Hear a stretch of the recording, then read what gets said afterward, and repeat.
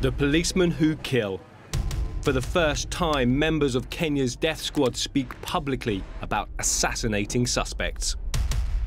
They were targeted, identified, and eliminated in front of their families. We don't arrest. We never. We are sharpshooters. Kenya's counter-terrorism strategy is edging the country into conflict, creating a generation of angry and alienated Muslims. Kenyans shot dead in cold blood. They are becoming a threat to global security, so do the elimination.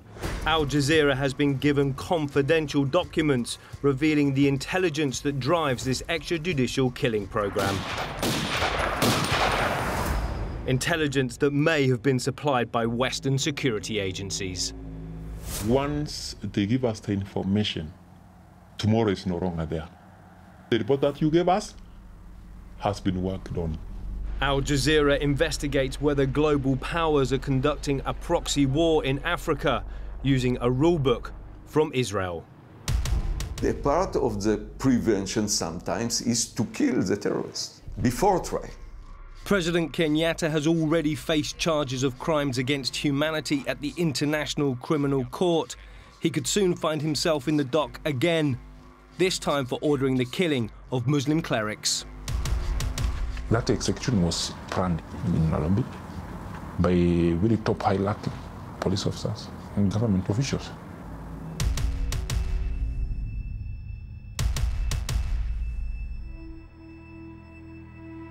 The work is very easy because we are always on a standby to get instruction. Go to A, B, C, D, hit A, B, C, D, and it's done. Period. And you get back. For years, Kenya has been rife with allegations of a secret government-run counter-terrorism program, one that targets suspected Muslim radicals. Happy? Al Jazeera's investigative unit has obtained exclusive access to the policemen who operate as government-sanctioned hitmen. Yeah, he's all right. Fearing that speaking to us could put their lives at risk, we agreed to conceal their identity. We verified each officer's role within Kenya's security apparatus. They belong to different units, but work together to carry out assassinations. The first officer is a member of the Anti-Terrorism Police Unit, or the ATPU. Their role is just to, we can say, preventing, and when need be, elimination of the bad guys. We will call him the cop. Next, an officer from a commando unit called Recce Company, part of the police's General Service Unit, or GSU. It is a paramilitary group. It has a special training on its own. The aim is, you kill first before you are killed. He is the commando. The death squad also includes an officer from the National Security and Intelligence Service. We pass the right information to the right soul for the right action to be taken against them. Do you believe that some of the intelligence that you and your officers may have gathered on high-profile people has led to them being eliminated? Yes, of course. We've done it, and that is why we are there. The NSIS plays a central role in planning anti-terror operations. We call him the spy. Finally, there's a member of the radiation unit, a rapid reaction team within the Kenyan police. I'm in radiation, and radiation, I think, is very dangerous. He is called the gunman.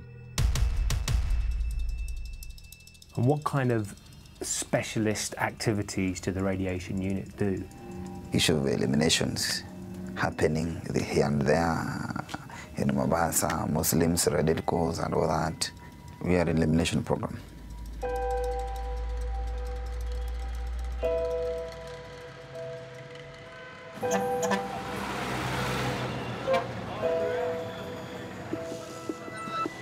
Let's get started, because you may end up in jail before we get At some point, they will send you to jail. No, now it's not jail. Makaburi was the nickname of Abu Bakr Sharif Ahmed, a charismatic Muslim cleric from the Kenyan port city of Mombasa.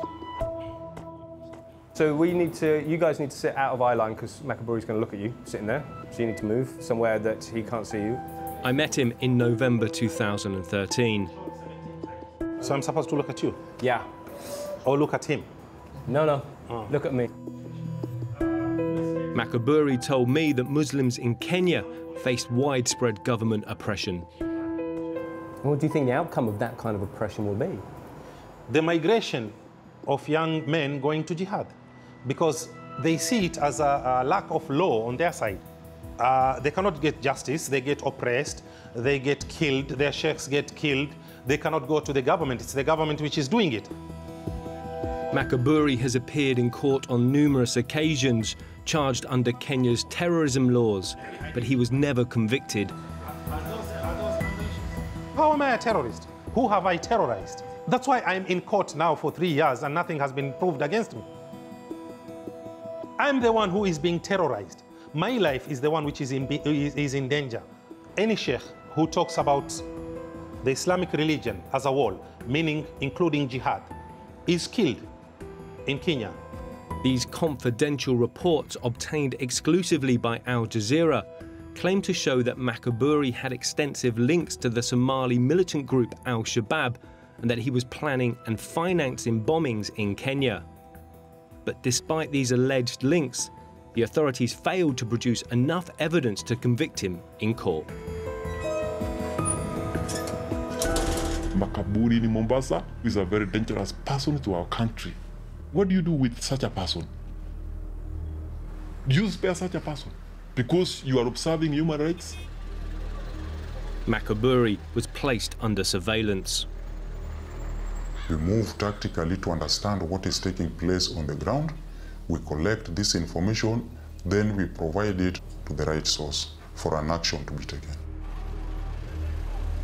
When we receive the information that so and so is organizing a certain group who are likely to terrorize people, the first person to get rid of is the leader.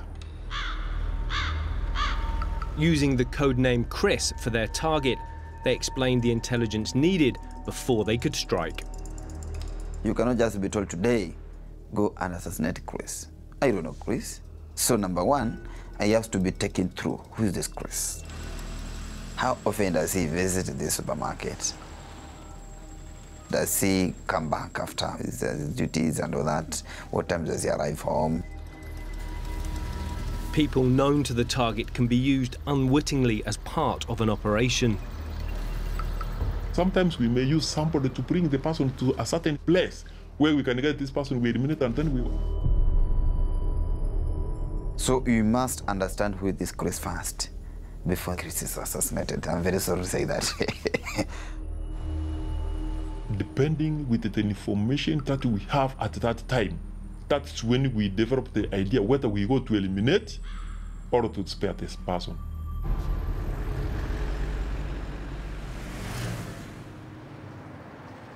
On the evening of the 1st of April 2014, Makaburi was heading home from yet another court appearance, unaware that he was being watched. We have been told Makaburi is in Mombasa within such and such a mosque. We're in a camp, waiting for instruction, and always on a standby. So what do we do? At such and such a time, we get the Makaburi there. And then you act. Yeah. Ours is to act.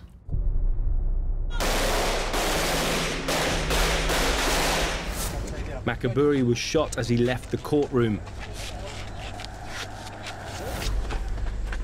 He became the third prominent Muslim cleric murdered in Kenya in the last 2 years. Every other time, these sheikhs are coming up and saying, we feel our life is threatened. And then the next day, puff, they're not there, and everything goes quiet. All were gunned down in front of witnesses, and all cases remain unsolved. When I met Makaburi 6 months before his death, He believed he already knew his fate and who would pull the trigger. The Recce Squad, which is a GSU squad in Nairobi, those are the guys who are doing these killings all over Kenya. And they have been given immunity from persecution. So what they're doing is they're cleansing. Whoever is a potential threat should be killed.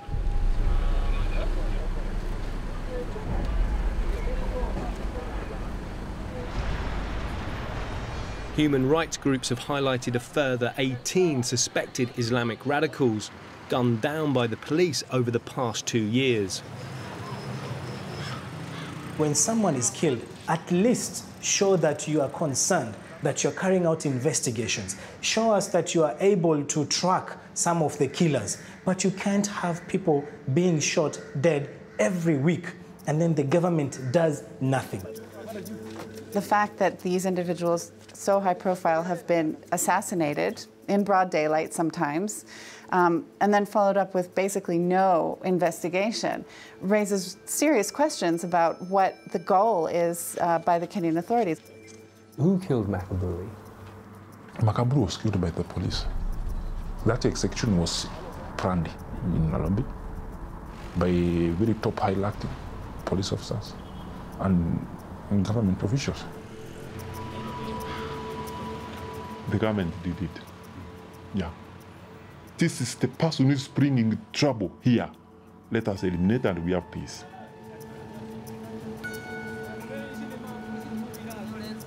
The Kenyan authorities' clampdown on suspected Islamic militants is a reaction to events in nearby Somalia. In 2006, Ethiopia, assisted by the United States, invaded, overthrowing Somalia's Islamic government. 5 years later, Kenya became directly embroiled in the conflict, sending in several thousand soldiers. Kenya invaded Somalia in order to crush the increasingly powerful Islamist movement, Al-Shabaab. They went into that war thinking they would sweep Shabaab into the sea. Instead, what they've done is opened the door for Al-Shabaab to enter Kenya. They now have a domestic insurgency. And recent events show that Shabaab has learned very quickly how to exploit the many local political conflicts that Kenya contains. That makes Shabaab the most dangerous thing the Kenyan state has ever faced.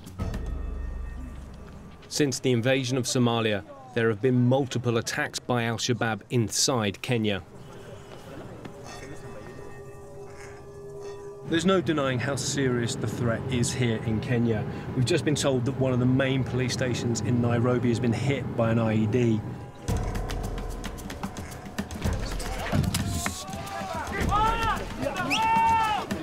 Move! We arrived to chaotic scenes. A grenade detonated by the bomb squad sent people running for cover. The car bomb had killed 4 people, including 2 police officers.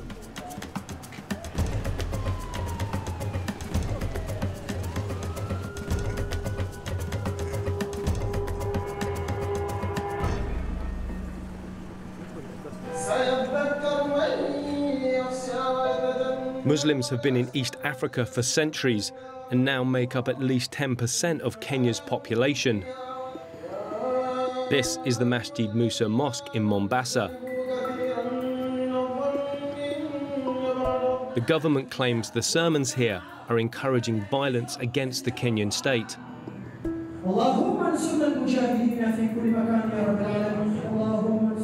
Some worshippers feel the government's actions are drawing them into this increasingly violent insurgency. Kuisha itaisha paka wao wa stop kutumaliza kutuua sisi.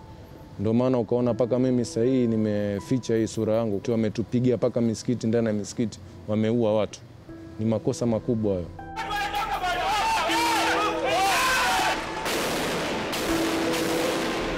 In February 2014, the mosque was raided by the police.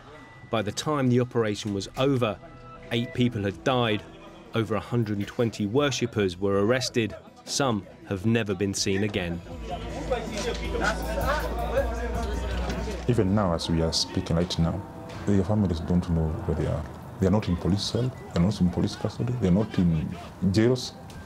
But the last place they were seen was in a police vehicle. Where are they? Are they dead? Possibly. They might be dead. Killed by the police? That is police work. Sababu mpaka hivi sasa serikali hii ya Kenya, serikali ya kikafiri, inataka kujua kila yule ambao vijana ambao wanaotaka kuzungumza kuhusu mambo ya jihadi kuwamaliza. Hawataki tena kujua mambo ya koti sasa.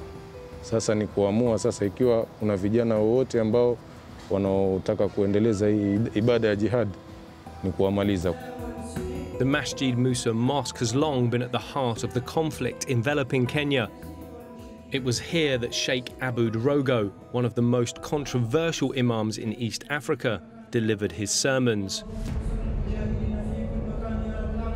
He taught that Muslims have a duty to help restore Islamic rule in Somalia. Na hakuna njia ya kufaulu isipokuwa ni njia ya silaha. Bila njia ya silaha hakuna kufaulu. Jeshi la Kenya ni makafiri, wameingia Somalia. Kwa hivyo Al-Shababu kujilinda si jihadi hiyo. Dini ni ile ya AK kuweka hapa begani. In 2012, Aboud Rogo was placed on the United Nations sanctions list for providing support to Al-Shabaab. The accusation surprised Rogo's family, who run a chicken farm outside Mombasa. Yeye mwenyewe pesa yeye mwenye shida. Maisha yake mwenyewe ni hivyo patapotea. Hana kwamba ni hata nishangaa nilivyosikia amewekewa sanction, nasema ana biashara gani, ana mali gani, hana bank account. Si kwa sababu walikuwa hawaridhiki na zile lecture zake akizitoa masjid. Police charged Aboud Rogo with possession of guns and ammunition and membership of Al-Shabaab. But despite being scrutinized by the world's security forces, there was insufficient evidence to convict him. You take him to court, then you find that the next day he has been bailed out. You arrest him another time, take him to court, acquittal. So just not elimination method. If the law cannot work, there is another option. Which is? Eliminate it.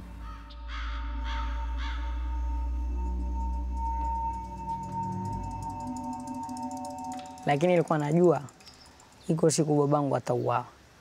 Kitu kingine ilikuwa tayari washaanza kumwandama.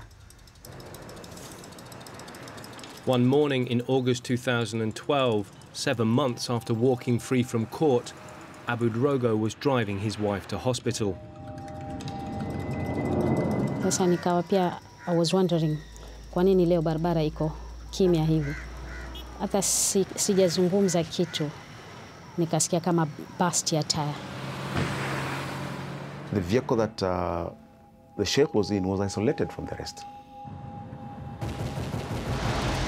Zinaendelea ile sauti za bullets, ikaja kama flames. Nikainua miguu yangu juu kuona kama moto unawaka, ndio nikakuwa hit hapa. Kaa napiga kelele za kuomba Mungu, na bado zile zinatushambulia. All the shots that were fired were on target.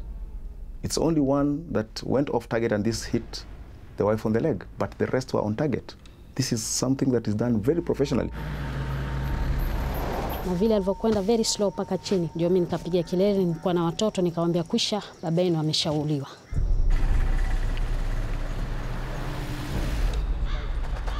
We don't arrest. We never. In Red Company, we are sharpshooters. And why should a sharpshooter be taken to arrest? So the orders are very clear then? Yeah. To eliminate?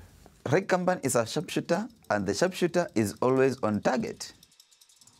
According to the officers we spoke to, the order to assassinate Muslim clerics comes from a powerful body at the heart of the Kenyan government, the National Security Council. The comprises of President, Deputy President, Chief of the Defense Forces, Inspector General of Police, NSIS Director, Cabinet Secretary of Interior and the Principal Secretary, Interior.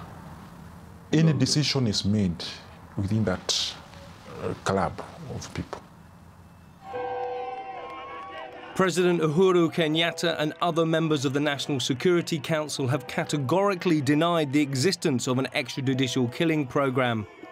President Kenyatta has also faced questions at the International Criminal Court, accused of involvement in the deaths of hundreds of political rivals. The case was dropped because the Kenyan government refused to hand over vital evidence. He and other senior Kenyan ministers refused to answer our questions. Instead, we put the allegations directly to the Kenyan police. To my knowledge, I don't think that there is any program in the National Police Service which deals with elimination.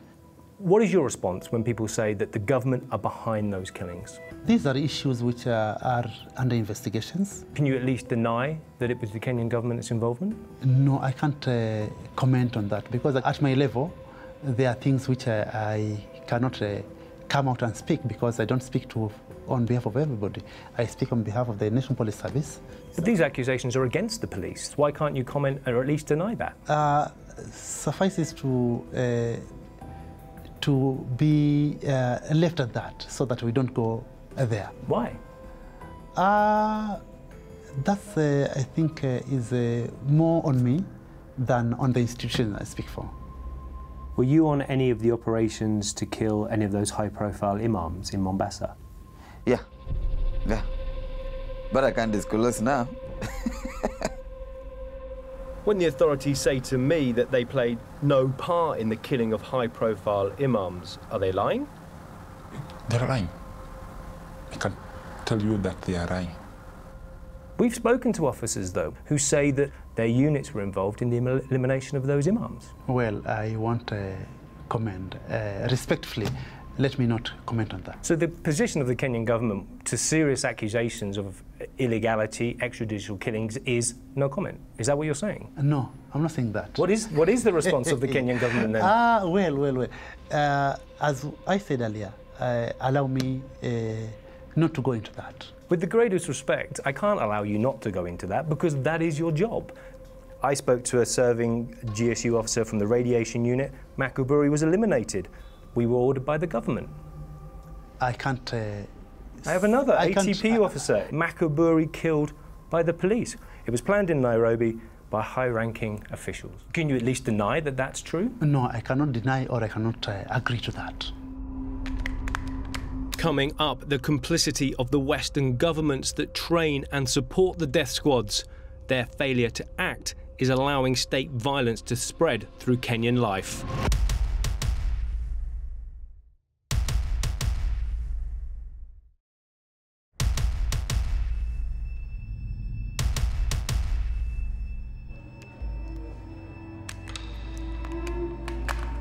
How many eliminations do you think your unit has carried out over the last few years? It's many. I think with my colleagues, around 8. But it's not even a subject to address. Since I was employed, I've killed over 50. And does that make you proud? Definitely, I do become proud because I've eliminated some problems.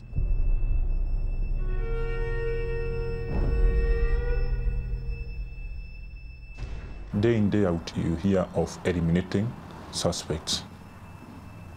We have the police itself. We have special units like GSU. So in love to total, you can see about almost 500. A year? Yeah.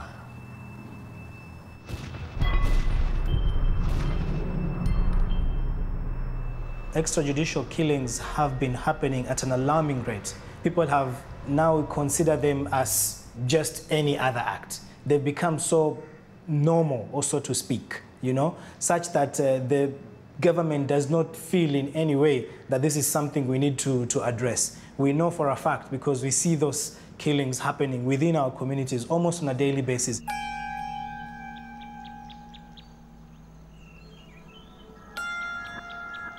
This sense of impunity means that extrajudicial killings are not limited to suspected Islamic militants. The mountain town of Nyeri is an hour's drive from the capital, Nairobi. In April 2014, 5 young people were watching football in a local bar. As they left, witnesses reported an altercation with police. The group were arrested and driven away.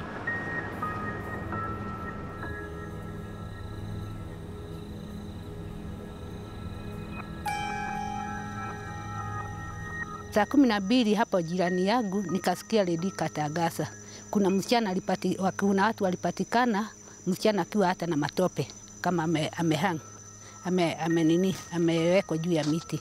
Mimi mara moja nikasikia mwili yangu imekatika.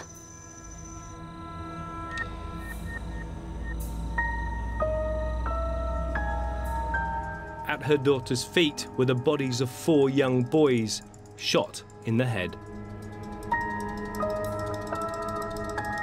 Wangu alikuwa na alama hapa, ilikuwa awood hapa, na ingine hapa, zilikuwa 2 hapa na hapa.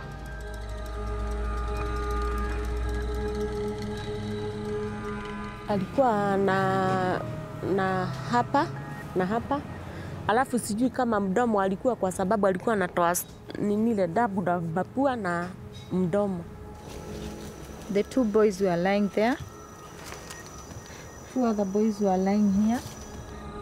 The families are convinced that the police executed their children and are left with one haunting question.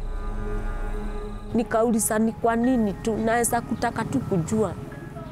Ninaweza kutaka tu nijue haki.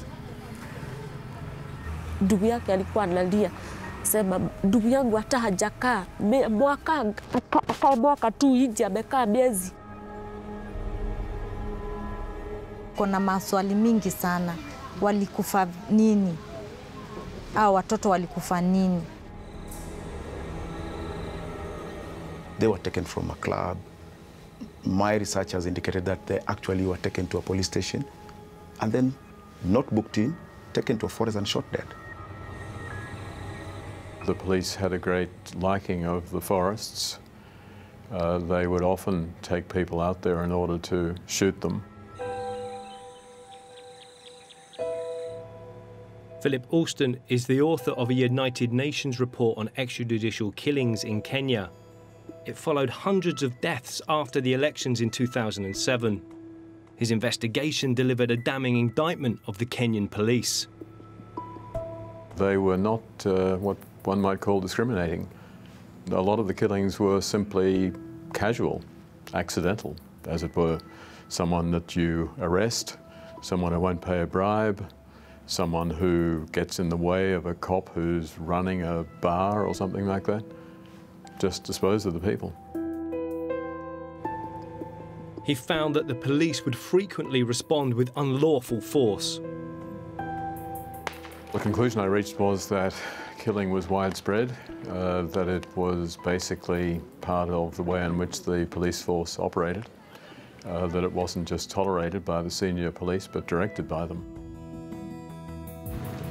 The UN investigation did little to change the culture of the police in Kenya, and that same force now has a role in Kenya's war with Al-Shabaab. The current war that Kenya is involved in gives all of the security agencies the blanket cover that they are doing this because of that war. Now that blanket cover excuses any explanation at all, and it is a very dangerous thing for ordinary citizens. Very dangerous indeed.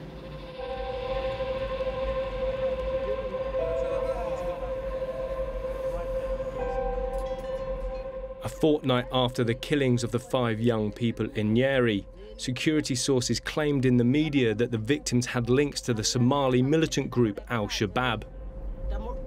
I don't think anajua mambo ya Al-Shabaab. Aliwahi enda Somali? Hapana, hajawahi enda. Amekaa huku miaka yote. That is a scapegoat to those who did the action. They are trying to escape by saying that they went to Somalia and such things. Sasa wako na wakinge au watoto kile kimewaua ni Al-Shabaab, lakini hakuna kitu kama hiyo. It appears any victim of police abuse can be labelled a terrorist, even the one shot by accident. You may shoot and shoot the wrong person. Do you wait to be taken to court to be jailed? Okay, you never wanted to kill that person, but accidentally you have done it. What are you going to do? The person is gone. You will not bring him back. Do you plant evidence sometimes? Yeah. Some do place some kind of evidence by placing some pistols, guns beside them once they have been killed.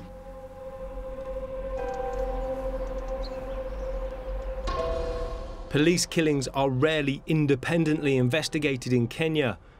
We left Nairobi to meet a woman who's in hiding after calling for an inquiry into the killing of her husband by the police. Rahima Nero's husband was arrested as a suspected Al-Shabaab insurgent. Salim Nero was taken back to their home, handcuffed and surrounded by police. Move! Akaingia na polisi ndani, wakaanza kunipiga, wakanipiga mpaka nikafura upande huu. Walipomaliza hapo, wakanichukua na mtoto wangu, wakaniambia nikae sitting. Nikakaa hapo, wakaanza kuniuliza maswali, sikujua wafanya nini ndani.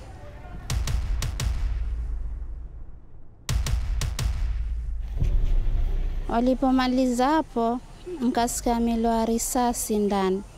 Walipomuua, wakaniambia tu ndio kaone mume wako tumuua. The police later claimed Salim Nero had been armed and that he and another suspect had been killed during a shootout. Walidai kuwa wamemkuta na bunduki ndani ya nyumba, na haikuwa hivyo. Alikuwa sina silaha ndani ya nyumba.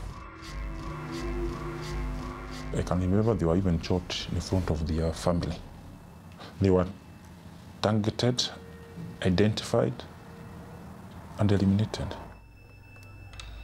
When they say they were killed in self-defense, it's not true. It's not true. I would say that's standard operating procedure. The so-called shootout scenario where you set it up to make it look as though someone who you have executed was involved in a shootout with the police. And in order to do that, it's better to have a weapon that you've confiscated from somewhere else to leave beside the body.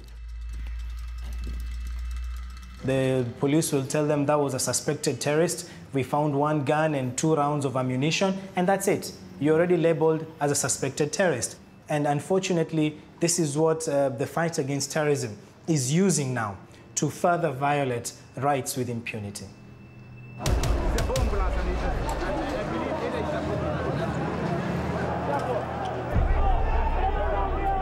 In 1998, 224 people were killed after a bomb destroyed the US embassy in Kenya. A simultaneous attack on the US facility in Tanzania killed a further 10. For the first time, the world heard the names Al-Qaeda and Osama bin Laden. Since then, there has been a close relationship between Kenya and the West's global war on terror. Western countries have provided Kenya with hundreds of millions of dollars in counter-terrorism training and equipment. Since 2009, the US alone has provided over $125 million. Britain, the former colonial power, continues to aid the police using a portion of its £30 million overseas counter-terrorism budget. We've seen them quite recently providing equipment. They have provided vehicles. We've seen them provided firearms, tactical firearms, and we've seen them even providing boats for the Border Patrol unit. The death squads we spoke to had all received specialist military training from British officers. Normally it takes 3 months. Once they have trained us, they take us to the field where we do practical work. It's the kind of movement you do make when you are at war.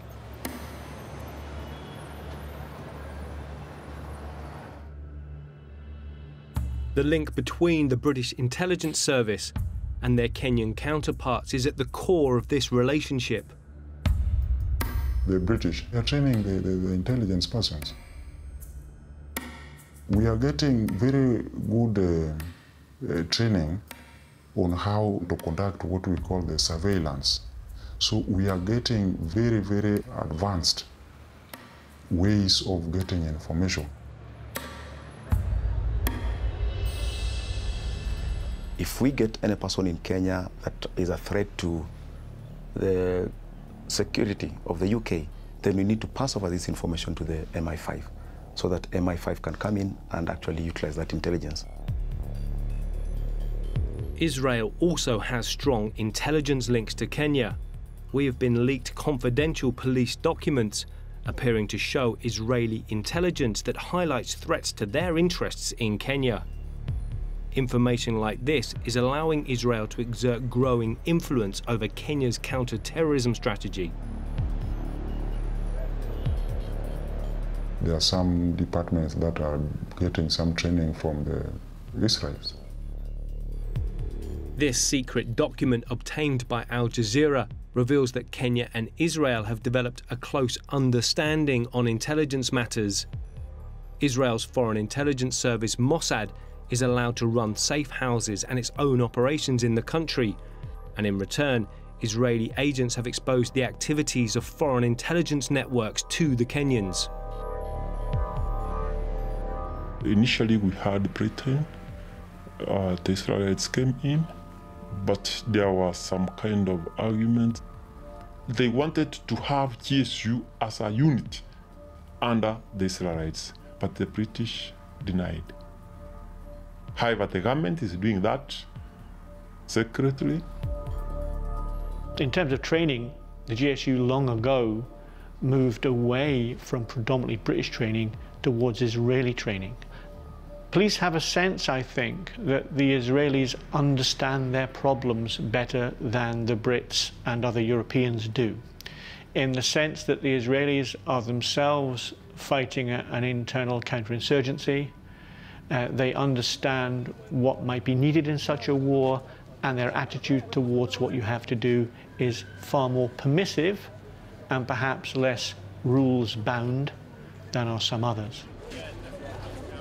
We have a lot in common because I think that both for Israel and for Kenya, one of the main threats is from the radical Islam and mainly from the radical Islamic terror organizations that are active in this region. This classified Mossad briefing was written after an assault by al-Shabaab militants on the Westgate shopping mall in Nairobi, which left 67 dead. It reveals concerns that Israel's assistance to Kenya's counter-terrorism units during the attack was leaked to the media, and it claims that al-Shabaab is planning further, more extreme violence in Kenya, including attacks on Western and Israeli targets. You get some instructors from Israel, is how to eliminate. Actually, he's one of that training. They teach you how to eliminate people? Yeah. I think that the Kenyans, they have the authority and the right to run their own affairs. So if they decide to run a targeted killing operation, I don't think that we will condemn them. A part of the prevention sometimes is to kill the terrorists before trial. This is a necessary option, not only legitimate. We do not hide behind any walls and curtains. We use it in our fight against terror. It is a very effective tool. The Israeli Foreign Office, however, told us Under no circumstances are eliminations part of any kind of training imparted by Israeli experts. The British Foreign Office said it is aware of the allegations of extrajudicial killings in Kenya, adding, "We take such allegations extremely seriously and raise concerns with the Kenyan authorities." Do you think the British, who train and fund the ATPU and the GSU, know that you guys are eliminating terrorist targets? They do. How? Once they give us the information, they know what they have told us. It is APCD. Mr. Jack is involved in such and such a kind of activity. Tomorrow is no longer there. We have worked. Definitely the report that you gave us has been worked on. Are the British made aware of the elimination programs as well? Yes, when these people come for their training, I believe that all this information is being passed to them. Donors who are involved in supporting and providing equipment are also apparently not overseeing these operations properly, because again and again and again we are raising instances of serious abuses that would not be acceptable anywhere else. And when people like Makaburi is killed or Abu Drogo, do the British ever come to your senior commanders and say, "No, they don't. Stop. Once they give you the training, that is all. They go back to their country and they leave us to do our work." There are many in the intelligence and security community, including among British senior staff, who would argue that the front line is where the rough stuff happens, and maybe we just have to grin and bear it. The balance of security and foreign policy interests are such that Kenya is still viewed as a necessary ally in this region. And until that changes, we're going to have to swallow this stuff for the foreseeable future. But could Western governments be held legally responsible for the actions of the men they trained? The first person to get rid of is the leader. We showed our interviews to the head of the International Bar Association. Sometimes whether we go to eliminate or to spare this person. It's clear, based on these interviews, that there's at least prima facie evidence to suggest that these third-party countries are involved, and therefore they all have a responsibility to investigate. They are training the intelligence persons. Members of the British government could even face charges at the International Criminal Court in The Hague. I think absolutely could be a criminal investigation, because if there are individuals that are found to be not just training, but are actually found to have been directing, supervising, targeting individuals that in turn would be targeted in a killing, then there is a criminal responsibility. We do share all this information. I don't want to be very specific, but the government did it. If they're arguing that perhaps they didn't know, they didn't have reason to know that these crimes were being committed, they now know. After seeing our evidence, he believes that Western countries should reconsider their support of Kenya's police force. We should stop providing any type of assistance or training to police units in Kenya until there's a clear change, a paradigm shift, if you will, in how the Kenyan authorities deal with suspects and with individuals that they consider to be dangerous to the state, and that does not include target killings.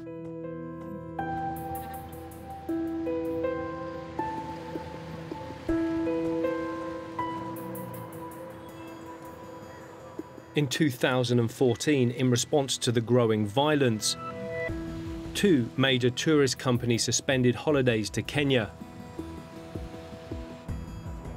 Despite the continuing loss of life and economic impact, there appears to be no change in strategy, either by the Kenyan government or the Western countries that support them. I think we are not going to see an end of this. What will happen is that we are going to see more radicalization of the youth, because somebody somewhere will tell them, you see, Rogo died a martyr, Makaburi died a martyr fighting for the religion, so we are not going to see an end of this. The killings of clerics like Makaburi and Abu Rogo have failed to quell the insurgency. Waislamu hapa Kenya sisi tunadhalilishwa, tunauliwa, mashehe zetu wanauliwa, ndugu zetu mashababu ambao ni vijana wanauliwa. Sisi tukipata silaha tutapambana na wao kama vile wao wanavyotufanyia. Do you actually believe that by eliminating these people, you are making this country safer? And the answer obviously is no. Terrorists want exactly that, that Kenyans are shot dead in cold blood. Another generation could already be in the sights of the Kenyan authorities. The killing of Sheikh Abu Rogo was one of the first carried out by the Kenyan death squads. His son could be the next. Naamini hata kama si leo, si miaka hii, lakini najua iko siku tu. Actually, like that boy now, I'm sure he's on the spot. He may be in danger. Mimi nasema ni recruiter wa vijana ndani ya Mombasa. Sasa wakiogopa itakuwa huo ni ujinga wao wenyewe. Maana mwanzo gaidi hana time ya kukaa kufanya biashara ya kuku. If you were told to go and shoot a young boy like that, I mean, he's a young kid, what would you do? Normally what happened to a young boy like that one, he's being killed in a way that he just disappears.